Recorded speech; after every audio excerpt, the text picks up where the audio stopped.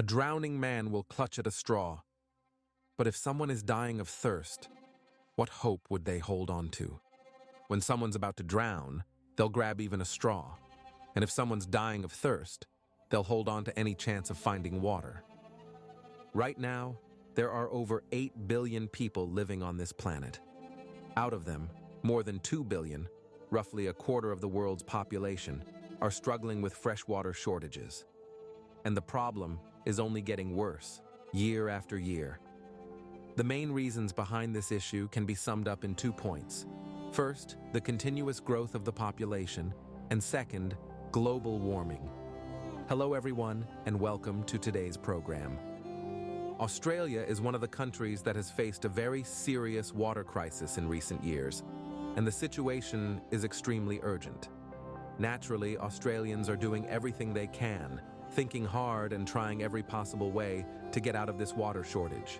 In order to tackle the problem, Australia has even started discussing plans that, at first glance, may sound absurd or even crazy. So why is Australia the driest continent on Earth? The main reason Australia is so dry comes down to its geography. Most of the continent lies in subtropical and tropical zones. But it's not just the heat that makes survival difficult for living things. What really pushes Australia to the extreme of dryness are the trade winds blowing from east to west. These winds keep most of the moisture out at sea and hardly bring any inland.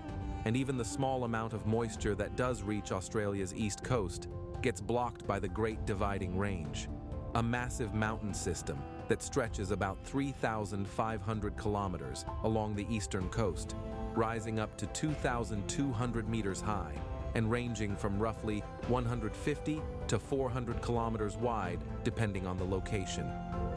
This natural barrier further prevents what little atmospheric moisture there is from reaching the interior. As for the central inland areas of Australia, there are no large mountain ranges that could help bring rainfall. To make matters worse, cold currents flowing up from the south cool the air even further, reducing its ability to hold moisture. The result is that much of Australia faces a shortage of freshwater resources. In fact, around 40% of the entire country's land area is classified as desert or semi-desert. What makes it even worse is the impact of global warming. An environment that was already struggling to survive is now deteriorating further. The deserts keep expanding, droughts are becoming more severe, and it's not just the cities that are affected. Even the farms are being hit hard. As water resources become increasingly scarce, cities have started to impose strict restrictions. Each person is limited to about 100 to 150 liters of water per day. Watering plants during the daytime is banned, and even washing cars with a hose is not allowed. Farmers have been forced to cut back on their crops, and some, lacking enough pasture, Europeans first colonized the land. That means the earliest ideas for tackling water shortages go back several centuries. Among those early proposals, 3 of the most famous were the Bradfield Scheme, the Clarence River Scheme, and the Ord River Scheme, all ambitious plans to create artificial inland seas in the uninhabited interior. Fortunately, nature had already provided potential locations where these plans could be carried out. In the very center of the Australian continent lies a vast, low-lying area with salt-rich ground. In some parts, this has formed lakes such as Lake Eyre, but for the most part, it's nothing more than cracked, barren land. The idea of filling these low-lying areas with water was actually proposed as early as the late 19th century. But the most famous and concrete plan came in 1938, when an engineer named John Bradfield officially put forward his design. His proposal, later known as the Bradfield Scheme, centered on diverting the Tully, Herbert, and Burdekin rivers so that their waters would flow into the Lake Eyre basin. In other words, rivers that were originally supposed to flow into the Pacific Ocean would be redirected across the Great Dividing Range and connected to channels leading inland, eventually ending up in Lake Eyre. To make this happen, the plan called for digging an artificial canal about 800 kilometers long to bring water into the dry inland regions of Queensland. The project was massive in scale, involving dams, tunnels, and even the construction of hydroelectric power stations. It was truly a monumental undertaking across generations. But what was even more astonishing was the sheer amount of hope and expectation people placed on this plan. At the time, some even predicted that this project could completely transform the climate of more than 10,000 square kilometers of arid land. But reality is always more complicated than imagination, and things did not move forward as smoothly as expected. At this point, we have to talk about the Aral Sea. Do you know where it is? If not, that might be the biggest issue of all, because today, this chapter of history is remembered only as the tragedy of the Aral Sea. Almost no one recalls the original vision behind it. In the beginning, the plan was full of hope. People believed that by channeling water into the Aral Sea for irrigation, they could turn the Karakum Desert into a lush green garden and even make the Soviet Union the world's largest exporter of cotton. And in fact, vast cotton fields did spring up along the irrigation canals, transforming what was once barren sand into farmland. But at the same time, within just 30 years, from 1960 to 1990, the water level of the Aral Sea fell several times until it eventually split into two separate bodies of water, the small Aral and the large Aral. By around the year 2000, its surface area had shrunk to just a quarter of what it once was, with only about 10% of its original volume remaining. Then in 2003, the large Aral itself split into a western and an eastern basin. Finally, in 2009, the eastern basin completely dried up, leaving nothing but cracked earth. The consequences of this ecological disaster were devastating. The fish population was wiped out, and almost all fishing and shipping activities came to a halt. Today, only the northern part of the Aral Sea still barely survives. The only reminders that a sea once existed there are the massive fishing vessels stranded in the desert, slowly being buried by sandstorms, while smaller boats were long ago swallowed up by thick layers of sand and rock. According to experts, the Aral Sea has almost no chance of ever returning to its former state. The possibility of restoration is practically zero. So why bring up the Aral Sea here? Because when Bradfield first proposed his scheme, the fish in the Aral Sea were still alive and well. The disaster was still decades away. Yet whether it was during the reviews between 1945 and 1947, or in the early 21st century, when expert panels and meteorologists in Australia reassessed the idea, they all came to the same conclusion. The future of such massive water diversion projects was far from promising. By 2021, Australia's National Science Agency, the CSIRO, together with Queensland's Water Resources Commission, reached similar conclusions. These authoritative bodies agreed that Bradfield's original estimates of available water had been exaggerated by at least a factor of 2. More importantly, experts pointed out that building the infrastructure needed to store and deliver that water would be enormously expensive, driving irrigation costs up several times over.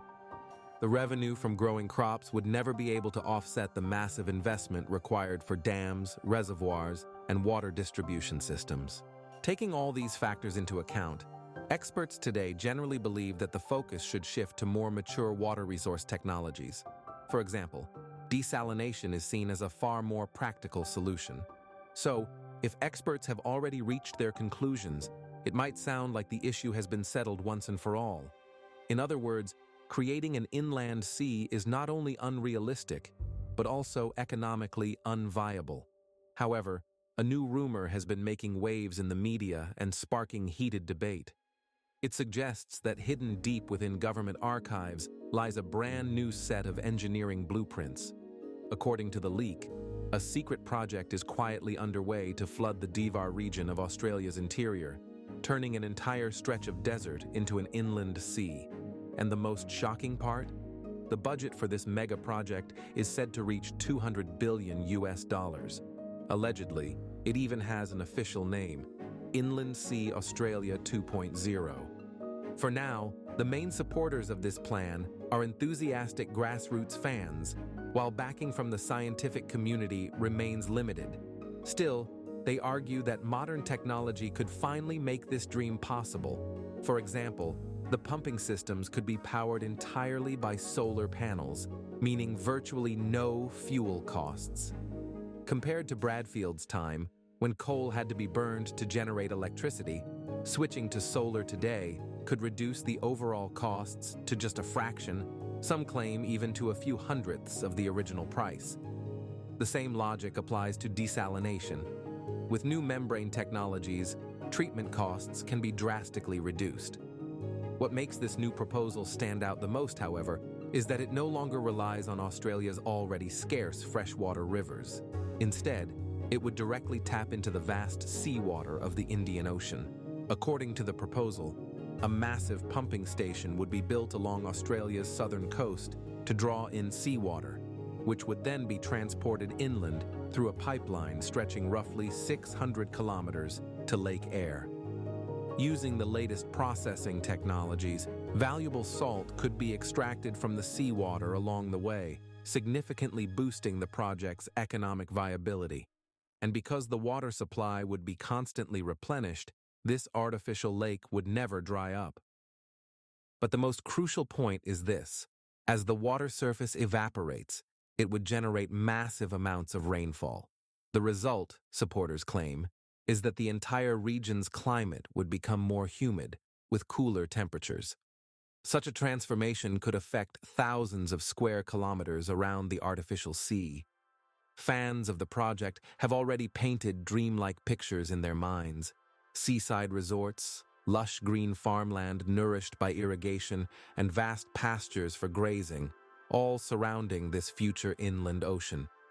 Some even propose building dozens of factories in what are now uninhabited areas to extract valuable minerals from seawater. If the plan were ever realized, these facilities could create tens of thousands of new jobs for the region. According to optimistic voices online, the Inland Sea Australia 2.0 project has already entered a concrete preparation phase, with some even claiming that construction is expected to begin around 2030. In addition, while the current timeline comes mostly from so-called experts, it is said that the entire project would take about 20 years from start to finish. But what is the reality, and how do real experts see it? One prominent voice, Professor Albert van Dijk, has expressed deep skepticism. He points out that ideas like Inland Sea Australia 2.0 tend to surface whenever droughts are at their worst, but once the crisis passes, they are quickly forgotten. Another respected researcher, Professor Lisa Kingsford, has emphasized that there are no simple or quick fixes for drought. It's worth noting that the concept of creating an inland sea in Australia has in fact been periodically reviewed by CSIRO, universities, and both national and local committees for decades. And every single time, the conclusion has been the same: the project is not viable and gets rejected. There are good reasons for that. First, evaporation rates would be extremely high, meaning the lake would need to be enormous just to sustain itself. Second, the actual impact on climate would be limited, while the ecological risks could be severe. Simply put, this is a plan that looks impressive on paper, but remains far from practical reality. From an economic perspective, the outlook is even bleaker. The costs of tunnels, pipelines, pumping systems, and dams would be astronomical. Even with revenue from salt extraction and agriculture, the profits would never be enough to cover the overall expenses. By contrast, more realistic and innovative projects are already underway. For example, transporting desalinated water from coastal plants in South Australia to the dry inland. While these projects are on a much smaller scale than Bradfield's original scheme or the grand vision of Inland Sea Australia 2.0, they are at least feasible with current technology and resources. That being said, the dream of creating a vast inland ocean in the desert remains highly imaginative and undeniably captivating. Sadly, with the level of technology available today, it is still just that, a dream. The rumors of blueprints hidden in government archives, waiting only for construction to begin, are little more than fantasies dressed up as truth. What is certain, however, is that Australia is indeed facing a serious water shortage challenge. But efforts to address it have never stopped, and multiple large-scale national projects based on realistic technologies and economic conditions are already in progress. If you enjoyed today's video, please don't forget to give us a like and share it on your favorite social media platforms. Thanks for watching and for being with us. We'll see you next time. Bye.